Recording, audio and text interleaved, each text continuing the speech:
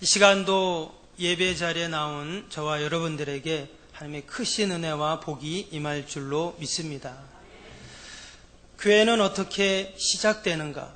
또 교회는 어떻게 존재하는가? 그 정답은 바로 기도입니다. 교회는 기도로 시작되었고 기도로 존재합니다. 우리가 모여서 기도함으로 교회가 존재합니다. 우리가 기도할 때 교회가 유지되고 또한 기도할 때 교회는 힘있게 앞으로 전진합니다. 교회 부흥의 원동력도 기도입니다. 기도가 멈추어진 교회는 성장이 멈추어진 교회이죠. 우리가 종종 기도를 영혼의 호흡이라고 하는데 마치 숨을 쉬지 않으면 죽은 것과 같이 기도하지 않는 교회는 죽은 교회와 같습니다. 때문에 성도가 진심으로 기도할 때 바로 그곳이 교회가 됩니다. 에베소서 1장 23절에 보면 교회는 그의 몸이다 그랬습니다. 바로 교회가 주님의 몸입니다. 그래서 교회는 그리스도와 연합된 곳이고 우리가 기도할 때 그리스도의 몸과 하나 되고 연합되는 또 그리스도의 능력이 우리 가운데 충만히 임하는 여러분 그런 역사가 분명히 있는 줄로 믿습니다. 올해 2020년은 우리가 다 기도함으로 기도에 힘쓰므로 우리가 하나님의 능력을 덧입는 복된 해가 되시기를 주님의 이름으로 축원합니다. 또한 우리가 기도해야 할 이유가 있습니다. 그것은 오직 기도를 통해 성령님이 우리에게 오시기 때문입니다. 우리가 성령 충만하기를 원한다면 기도에 힘쓰면 됩니다. 기도하지 않는데 성령님이 임하지 않습니다. 성령님이 임하지 않은 교회는 세속적인 교회가 되어버리죠. 겉은 교회이지만 그 안에는 이미 세상의 것으로 가득 차 버립니다. 싸늘히 식어버린 교회가 되는 것이죠. 우리가 종종 기도에 불을 붙여야 된다 이런 말을 합니다. 이 또한 우리가 기도할 때 성령님이 뜨겁게 역사하시는 그래서 성령의 능력이 그곳에 임하는 여러분 그러한 일들이 일어나게 되는 것이죠. 우리가 2020년 많은 계획과 소망이 있을 줄 압니다. 그 무엇보다도 우리가 기도를 계획하고 또한 기도를 하고 기도를 회복하는 이런 복된 해가 꼭 되어야 할 줄 믿습니다. 우리가 힘써 기도할 때 때를 얻든지 못 얻든지 기도할 때 하나님의 영, 성령님이 우리 가운데 임하십니다. 근데 성령님이 임하실 때 소리 좀만 줄여주세요. 성령님이 임하실 때 성령님은 절대 빈손으로 오지 않습니다. 성령님이 임하실 때 우리에게 선물을 가지고 오시죠. 마가의 다락방에 120명의 성도들이 함께 기도했습니다. 그때 그곳에 성령님이 임했어요. 사도행전 1장 8절에 보면 성령님이 오시면서 무엇을 가지고 왔는가? 오직 성령이 너희에게 임하시면 너희가 권능을 받는다 했습니다. 성령님이 오실 때 절대 빈손으로 오지 않습니다. 특별히 기도하는 사람들에게 오실 때 절대 그냥 오시지 않는다는 것이죠. 성령님은 어마어마한 선물을 가지고 오시는데 그 선물이 바로 권능입니다. 권능은 다 들어보셨겠지만 성경 원어에 보면 디나미스라고 되어 있습니다. 이것이 영어의 다이나마이트의 어원이죠. 여러분 다이나마이트, TNT의 그 폭발력이 어떻습니까? 어마어마하죠. 조그만 폭약을 산에 바위에 집어넣어도 큰 산이 무너지고 평지가 되고 돌들이 다 가루가 됩니다. 남자들은 군대에 가면 훈련소에서 처음 총을 쏴보고 또 수리탄을 던져봅니다. 저는 지금도 잊혀지지 않는 것이 있는데 한 번은 수리탄 던지는 훈련을 하는 날이었습니다. 저쪽 산에 가가지고 정말 수리탄을 하나씩 주는데 정말 계란만 하더라고요. 근데 그 수리탄 안전핀을 뽑아서 저쪽 산 밑에 구덩이를 팠는데 거기다 던지는 거예요. 그러고 한 5초 정도 지나면 꽝 터집니다. 근데 저는 수리탄 소리가 그렇게 큰지 몰랐어요. 얼마나 소리가 큰지 하루 종일 귀가 윙윙하고 다음날까지 귀가 윙하더라고요. 여러분, 그런 조그만 수리탄이 터져도 그렇게 어마어마한 폭발력이 있는데 수천 수만 배 되는 원자폭탄, 수소폭탄은 어떨까요? 뭐 어마어마하겠죠. 그런데 성령의 권능, 그 디나미스는 원자폭탄, 수소폭탄과는 비교할 수도 없는 어마어마한 폭발력이 그 안에 있습니다. 바로 영적인 파워가 그 안에 있기 때문입니다. 여러분, 우리의 삶 가운데 해결하지 못하는 일들이 있습니까? 가정에서, 또 자녀들, 또 우리의 일터와 사업장에, 또 건강에, 또 우리 인간관계 속에서 내 힘으로 능력으로 할 수 없는 모든 인생의 문제들을 해결할 수 있는 것은 능력, 그 권능, 디나미스를 통해서 해결하는 줄로 믿습니다. 이는 힘으로도 능으로도 되지 않지만 오직 하나님의 영, 성령님으로 가능하다고 말씀하셨습니다. 기도 외에는 이런 종류가 날 수 없다고 주님 말씀하셨죠. 우리가 2020년도는 기도를 회복하는 데가 꼭 될 수 있기를 바랍니다. 작심하고 작정하고 우리가 기도로 새해를 출발을 해야 합니다.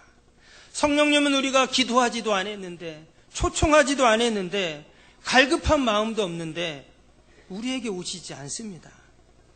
아무에게나 성령의 권능이 임하는 것이 아니다는 거예요. 이사야 41장 17절에 보면 그들의 혀가 마를 때 나 여호와가 그들에게 응답하겠다고 하셨습니다. 여러분, 성령님을 우리가 초청하고 사모하고 성령의 권능을 소망하고 혀가 마를 때까지 우리가 기도한다면 존귀하신 영이신 성령님은 우리 심령 안에 충만하게 임하셔서 권능으로 분명히 함께 하실 줄로 믿습니다. 여러분, 성령님이 임하시면 해결하지 못할 일이 없습니다. 내 마음에 낙심이 되고 절망이 되고 내 힘으로 도저히 일어날 수 없는, 정말 한 발도 뛸 수 없는, 숟가락 들 힘도 없는 그런 상황일지라도 성령님이 임하시면 세상이 감당할 수 없는 그러한 사람이 될 줄로 믿습니다. 아이고, 내 앞에 무서운 사람이 있네, 어떡하지? 여러분, 성령님이 임한 그 사람이 가장 무서운 사람입니다. 아이고, 이 문제를 어떻게 해결하지? 큰일 났네. 여러분, 정말 큰일은 성령님이 임한 사건인 줄로 믿습니다. 모세가 하나님을 만났습니다. 하나님의 영이 그에게 임했습니다. 가시떨기 나무에서 하나님의 음성을 듣게 되죠. 내가 너와 함께하리라. 그리고 모세는 그 말라 비틀어진 지팡이 하나 들고 무서운 사람을 만나러 갑니다. 그가 바로 이집트의 바로왕이에요. 모르는 사람이 보면 저 모세는 죽으려고 작정한 사람입니다. 거기가 어디라고 거길 갑니까? 지난 40년 동안 숨어 있었던 그가 어떻게 그 무서운 사람 앞에 가죠? 모세의 나이가 80세였습니다. 그는 늙고 병든 노인일 뿐이죠. 어떻게 더 저 제국의 왕을 그가 만날 수가 있을까요? 그러나 모세의 마음속에는 내면의 진실이 있었습니다. 그래, 하나님이 나와 함께 하신다고 했지, 하나님이 나를 지켜주시고 나의 방패가 되시고 나의 힘이 되시고 나의 능력이 되시고, 할렐루야, 하나님이 나의 지혜가 되시기에 나는 그 무서운 사람을 만나러 간다는 거예요. 그런데요, 놀라운 일이 일어납니다. 출애굽기 4장 17절에 보면 너는 이 지팡이를 손에 잡고 이것으로 이적을 행할지니라 했습니다.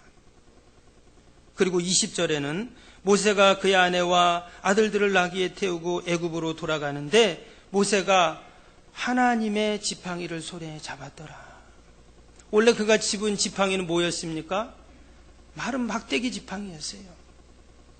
그런데 하나님의 영이 그에게 임하니까 그 지팡이가 하나님의 지팡이로 변했는 줄로 믿습니다. 하나님의 지팡이로 변하니까 그 무서운 애굽의 바로왕이 홍해바다에 빠져 죽습니다. 강한 애굽의 군대가 다 홍해바다의 수장이 되어버렸습니다. 아무 보잘것없고 힘없고 늙고 병든 노인에 불과했던 모세가 승리한 것입니다. 이것이 바로 기도의 사람, 또한 하나님의 영으로 충만한 사람의 승리인 것이죠. 여러분, 올 한해 아무리 어려운 일을 만나도 저와 여러분이 꼭 기도할 수 있기를 바랍니다.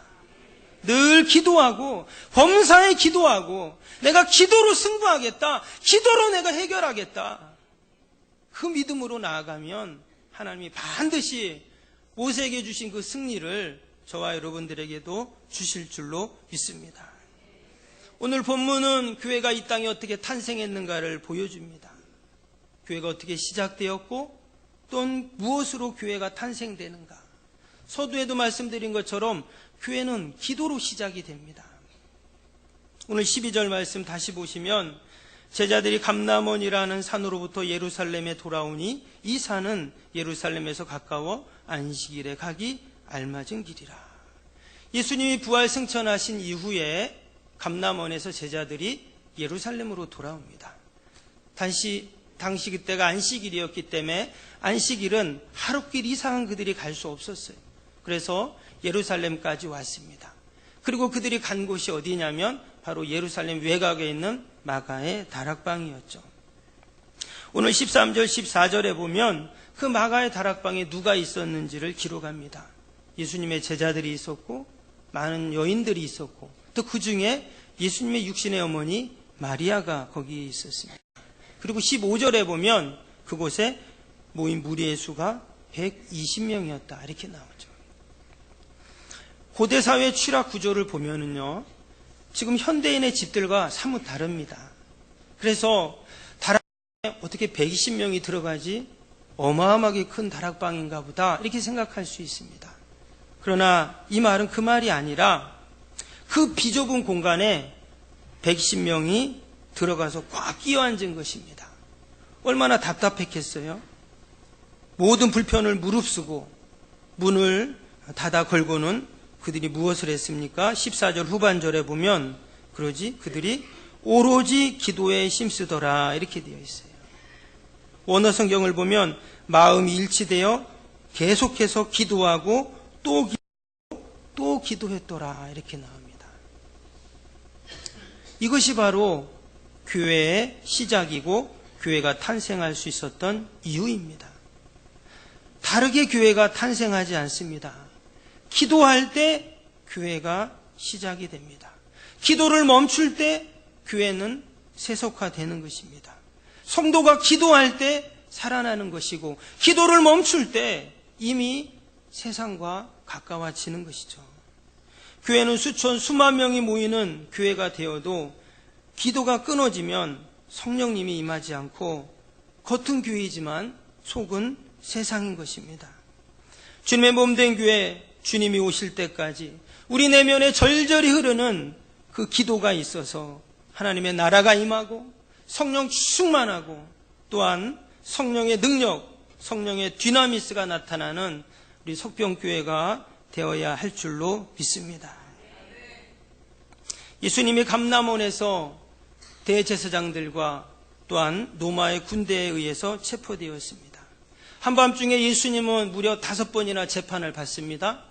대제사장 뜰에서 또 빌라도 법정에서 그들은 계속 재판을 하고 다음 날 오전 9시에 십자가에 되었습니다. 한마디로 뜬 눈으로 지난 밤을 새우고 아침에 십자가형을 당하신 것이죠. 온갖 수치와 모욕과 조롱을 당하시면서 예수님은 너무도 무력하게 십자가에서 운명을 하셨습니다. 하나님의 아들이셨고 만왕의 왕이셨고 하늘과 땅의 모든 권세를 가지고 계셨던 예수님이셨지만 한 번쯤 반론을 제기하실 수도 있고 또한 그 모든 고난을 다 해결할 수 있는 능력이 있는 분이셨지만 예수님은 결코 그것을 사용하지 않으셨습니다. 그렇게 예수님은 무기력하게 십자가에서 죽으셨죠. 근데 문제는 이제 제자들입니다. 그 모습을 멀리서 보고 있던 제자들, 지난 3년 반 동안 예수님을 무단히 따라왔던 그들, 그런 예수님이 이제 돌아가셨습니다. 가족도 또 배도 그물도 다 뒤로 한 채 예수님을 따랐는데, 마태 같은 경우는 그 좋은 세관의 자리까지 내려놓고 예수님을 따랐는데 그 예수님이 십자가에 죽으셨어요. 예수님이 죽는 순간 그들의 모든 꿈도 다 사라지게 되었습니다. 한마디로 일장춘몽이 된 것이죠. 근데 예수님께서 십자가에 죽으시고 운명하시고 나서 며칠 후에 어떤 일이 일어납니까? 깜짝 반전이 일어나게 되었어요. 무덤에 계셔야 할 예수님이 살아나신 것입니다. 여러분, 이것은 그동안 제자들이 예수님을 기대했던 것과는 비교할 수 없는 어마어마한 최대치의 기대감입니다. 여러분, 죽은 자가 살아났어요. 이것은 전무후무한 일이었습니다. 역사상 전무후무한 일이에요. 그들이 지난 3년 반 동안 예수님을 따랐는데 그런 예수님이 죽었다가 살아나는 능력을 가지고 계신 분이라는 것을 알게 된 것입니다. 죽음을 이기시고 살아났다면 정말 그분은 신인 것이죠. 이제 제자들은 두려울 것이 없습니다. 이제 예루살렘으로 가기만 하면 된다. 그래서 오늘 1장 위에 6절에 보면 제자들이 그 부활하신 예수님을 보고 묻죠. 그들이 모였을 때 예수께 여쭈어 이르되 주께서 이스라엘 나라를 회복하심이 이때니이까. 이제 제자들은 여기서 말하는 세상의 나라를 말하죠. 이제 제자들은 정말 이제 죽었다가 살아난 예수님께서 저 예루살렘에 있는 모든 부패한 그 정치 세력들을 다 몰아내고 세상의 나라를 다 몰아내고 이제 정말 하나님의 나라를 세우고 예수님이 임금이 되시면 우리가 한 자리씩 할 수 있겠지.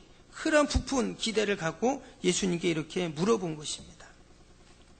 그런데 예수님께서 뭐라고 말씀하십니까? 7절에 보면 이르되 때와 시기는 아버지께서 자기 권한에 두셨으니 너희 알 바 아니오 그랬어요. 예수님은 전혀 다른 대답을 하고 계십니다. 바로 영적인 대답이었죠. 예수님의 관심은 제자들의 관심과는 전혀 달랐습니다.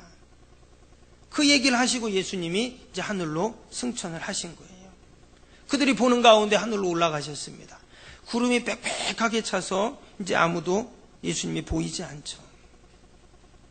이제 제자들의 마음속에는 또다시 깊은 허탈과 또한 낙심이 그들 가운데 찾아오게 됩니다. 그렇게 기대했던 그 예수님이 또다시 그들 앞에서 사라져 버렸기 때문입니다. 예수님 없는 세상은 꿈 없는 세상입니다.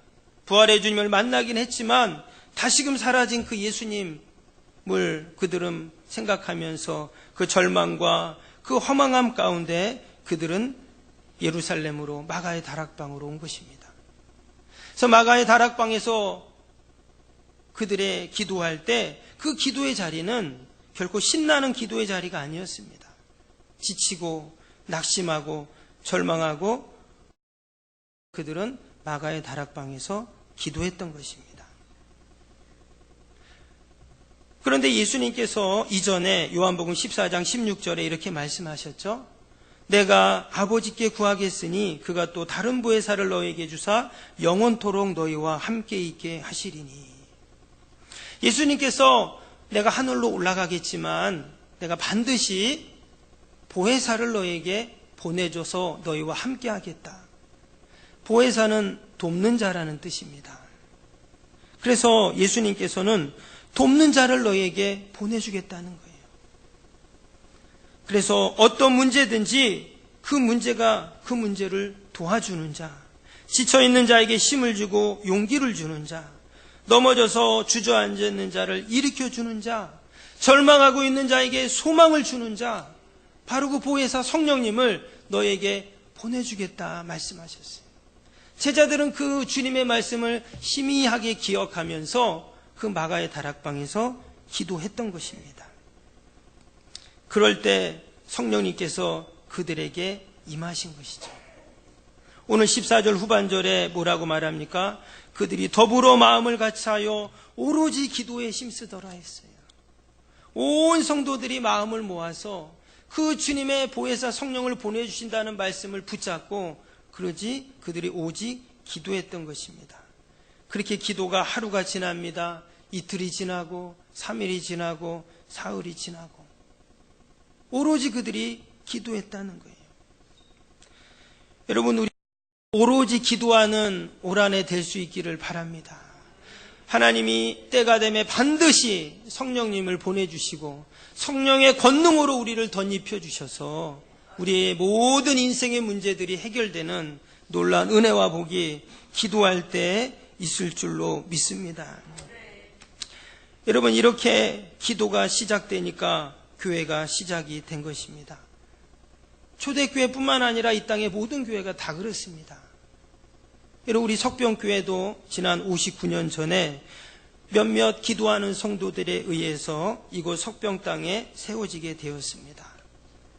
이후 이름도 없이 빛도 없이 기도하는 수많은 사람들을 통해서 지금까지 교회가 지켜져 왔고 또한 이어져 왔습니다. 거룩한 교회는 오직 기도를 통해 세워지는 줄로 믿습니다. 거룩한 성도의 삶 오직 기도를 통해 가능합니다.